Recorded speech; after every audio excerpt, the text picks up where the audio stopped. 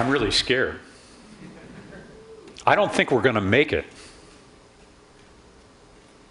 Probably by now, most of you have seen Al Gore's amazing talk. Shortly after I saw that, we had some friends over for dinner with the family. The conversation turned to global warming, and everybody agreed there's a real problem. We've got a climate crisis. So we went round the table to talk about what we should do. The conversation came to my 15-year-old daughter, Mary. She said, I agree with everything that's been said. I'm scared and I'm angry. And then she turned to me and said, Dad, your generation created this problem. You better fix it. Wow. All the conversation stopped. All the eyes turned to me.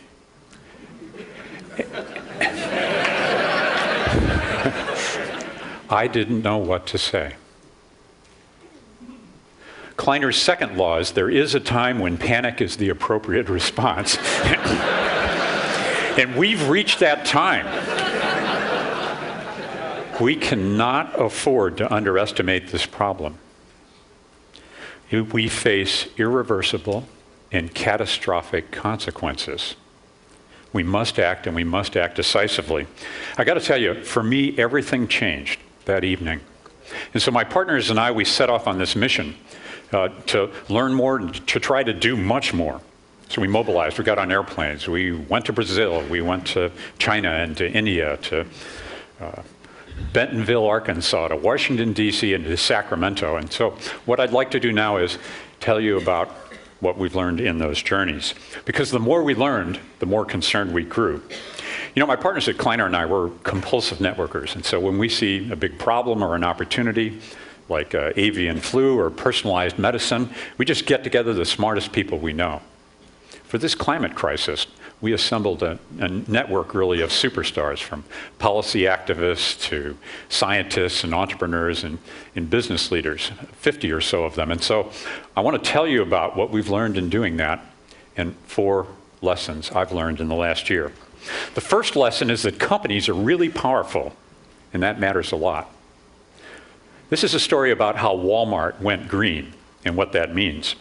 2 years ago, the CEO, Lee Scott, believed that green is the next big thing. And so Walmart made going green a top priority.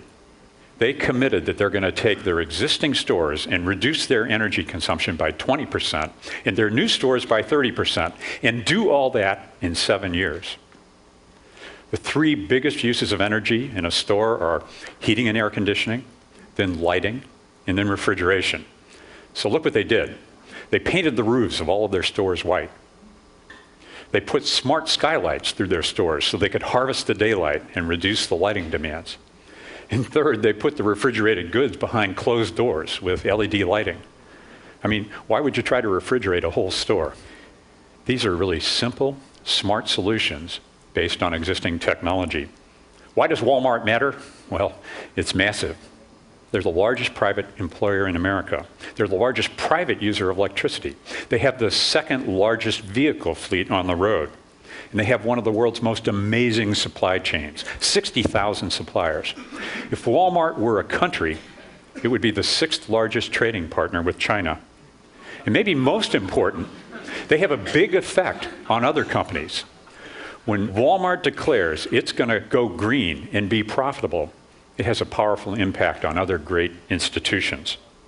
So let me tell you this, when Walmart achieves 20% energy reductions, that's going to be a very big deal. But I'm afraid it's not enough. We need Walmart and every other company to do the same.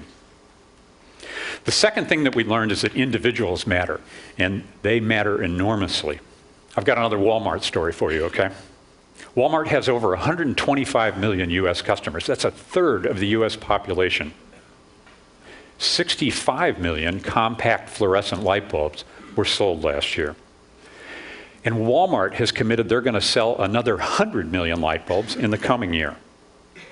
But it's not easy. Consumers don't really like these light bulbs. The light's kind of funny, they won't dim. It takes a while for them to start up.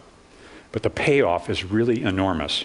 100 million compact fluorescent light bulbs means that we'll save $600 million in energy bills and 20 million tons of CO2 every year, year in and year out.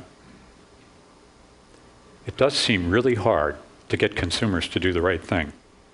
It is stupid that we use 2 tons of steel, glass, and plastic to haul our sorry selves to the shopping mall. It's stupid that we put water in plastic bottles in Fiji and ship it here. It's hard to change consumer behavior because consumers don't know how much this stuff costs. Do you know? Do you know how much CO2 you generated to drive here or fly here? I don't know, and I should. Those of us who care about all this would act better if we knew what the real costs were. But as long as we pretend that CO2 is free, as long as these uses are nearly invisible, how can we expect change? I'm really afraid because I think the kinds of changes we can reasonably expect from individuals are going to be clearly not enough. The third lesson we learned is that policy matters. It really matters. In fact, policy is paramount. I've got a behind-the-scenes story for you about that green tech network I described. At the end of our first meeting, we got together to talk about what the action items would be, how we'd follow up. And Bob Epstein raised a hand. He stood up. You know, Bob's that Berkeley techie type who started Sybase. Well, Bob said the most important thing we can do right now is to make it clear in Sacramento, California, that we need a market-based system of mandates that's going to cap and reduce greenhouse gases in California. It's necessary and just as important, it's good for the California economy. So 8 of us went to Sacramento in August, and we met with the 7 undecided legislatures, and we lobbied for AB 32. You know what? 6 of those 7 voted yes in favor of the bill, so it passed. And it passed by a vote of 47 to 32. Please. Oh. Thank you. I think it's the most important legislation of 2006. Why? Because California was the first state in this country to mandate 25% reduction of greenhouse gases by 2020. And the result of that is we're going to generate 83,000 new jobs, $4 billion a year in annual income, and reduce the CO2 emissions by 174 million tons a year. California, it's only 7% of US CO2 emissions. It's only 1.5% of the country's CO2 emissions. It's a great start, but I got to tell you, where I started, I'm really afraid. In fact, I'm certain California's not enough. Here's a story about national policy that we could all learn from. You know, Tom Friedman says, if you don't go, you don't know. Well, we went to Brazil to meet Dr. Jose Goldenberg. He's the father of the ethanol revolution. He told us that Brazil's government mandated that every gasoline station in the country would carry ethanol. And they mandated that their new vehicles would be flex fuel compatible, right? They'd run ethanol or ordinary gasoline. And so here's what's happened in Brazil. They now have 29,000 ethanol pumps. That's versus 700 in the US, and a paltry 2 in California. And in 3 years, their new car fleet has gone from 4% to 85% flex fuel. Compare that to the US. 5% are flex fuel. And you know what? Most consumers who have them don't even know it.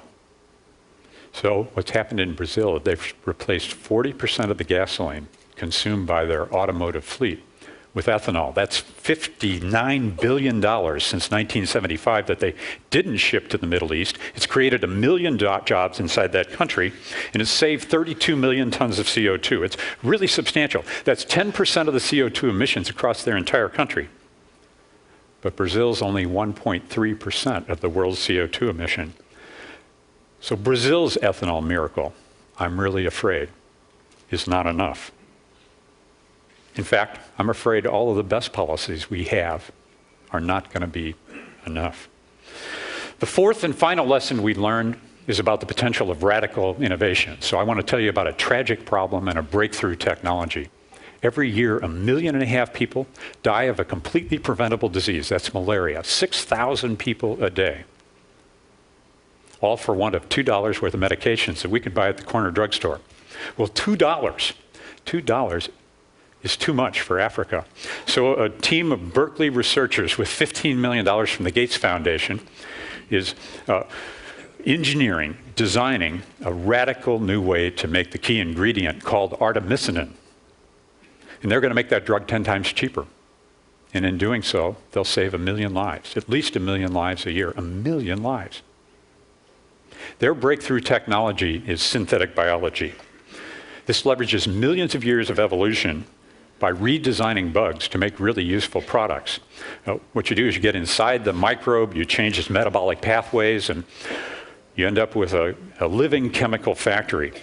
Now you may ask, John, what has this got to do with green and with climate crisis? Well, I'll tell you a lot. They've now formed a company called Amyris, and this technology that they're using can be used to make better biofuels. Don't let me skip over that. Better biofuels are a really big deal. That means we can precisely engineer the molecules in the fuel chain and optimize them along the way. So if all goes well, they're going to have designer bugs in warm vats that are eating and digesting sugars to excrete better biofuels. I guess that's better living through bugs. Alan Kay is famous for saying the best way to predict the future is to invent it. And of course, at Kleiner, we kind of apologize and say the second best way is to finance it. And that's why we're investing $200 million in a wide range of really disruptive new technologies for innovation in green technologies. And we're encouraging others to do it as well. We're talking a lot about this. In 2005, there was $600 million invested in new technologies of the sort you see here. It doubled in 2006 to $1.2 billion. But I'm really afraid we need much, much more. For reference, fact one, Exxon's revenues in 2005 were $1 billion a day. Do you know they only invested 0.2% of revenues in R&D? Second fact, the president's new budget for renewable energy is barely $1 billion in total, less than 1 day of Exxon's revenues. Third fact, I bet you didn't know that there's enough energy in hot rocks under the country to supply America's energy needs for the next 1,000 years. And the federal budget calls for a measly $20 million of R&D in geothermal energy. It is almost criminal that we are not investing more in energy research in this country. And I'm really afraid that it's absolutely not enough. So in a year's worth of learning, we found a bunch of surprises. Who would have thought that a mass retailer could make money by going green? Who would have thought that a database entrepreneur could transform California with legislation? Who would have thought that the ethanol biofuel miracle would come from a developing country in South America? And who would have thought that scientists trying to cure malaria could come up with breakthroughs in biofuels? And who would have thought that all that is not enough? Not enough to stabilize the climate, not enough to keep the ice in Greenland from crashing into the ocean. The scientists tell us, and they're only guessing, that we've got to reduce greenhouse gas emissions by 1/2 and do it as fast as possible. Now, we may have the political will to do this in the US, but I got to tell you, we've got only one atmosphere. And so somehow we're going to have to find the political will to do this all around the world. The wild card in this deck is China. To size the problem, China's CO2 emissions today are 3.3 gigatons. The US is 5.8. Business as usual means we'll have 23 gigatons from China by 2050. That's about as much CO2 as there is in the whole world. And if it's business as usual, we're going out of business. When I was in Davos, China's mayor of Dalian was pressed about their CO2 strategy. And he said the following, you know, Americans use 7 times the CO2 per capita as Chinese. Then he asked, why should China sacrifice our growth so that the West can continue to be profligate and stupid? Does anybody here have an answer for him? I don't. We've got to make this economic so that all people and all nations make the right outcome, the profitable outcome, and therefore the likely outcome. Energy is a $6 trillion business worldwide. It is the mother of all markets. You remember that internet? Well, I'll tell you what. Green technologies. Going green is bigger than the internet. It could be the biggest economic opportunity of the 21st century. Moreover, if we succeed, it's going to be the most important transformation for life on the planet since, as Bill Joyce says, we went from methane to oxygen in the atmosphere. Now, here's the hard question. If the trajectory of all the world's companies and individuals and policies and innovation is not going to be enough, what are we going to do? I don't know. Everyone here cares about changing the world and has made a difference in that one way or another. So our call to action, my call to you, is for you to make going green your next big thing, your gig. What can you do? You can personally get carbon neutral. Go to climatecrisis.org or carboncalculator.com and buy carbon credits. You could join other leaders in mandating, lobbying for mandated cap and trade in U.S. greenhouse gas reductions. There's 6 bills right now in Congress. Let's get one of them passed. And the most important thing you could do, I think, is to use your personal power and your Rolodex to lead your business or your institution in going green. Do it like Walmart. Get it to go green for its customers and its suppliers and for itself. Really think outside the box.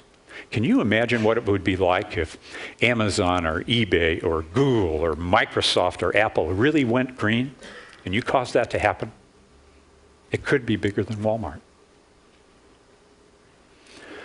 I can't wait to see what we TEDsters do about this crisis. And I really, really hope that we multiply all of our energy, all of our talent, and all of our influence to solve this problem.